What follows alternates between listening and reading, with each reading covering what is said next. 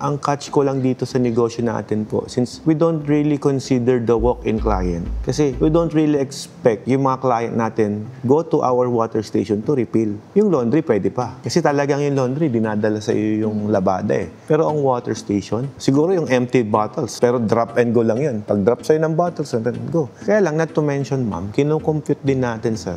Nakakailan po ba yung nag-walk-in sa shop ninyo? Considering that, imagine niyo po, sample kayo, mag-renta kayo, di ba? 10,000. O ilang walk-in po ang kailangan po sa isang buwan para mabawi mo yung 10,000 na yun. Kasi ako, mismo kahit sa bayan na mismo, sa mismong water station ko sa mismong marketplace, siguro maswerte na ako naka 500 pesos eh. For example, ang tubig sa Quezon City, 20, 30 pesos.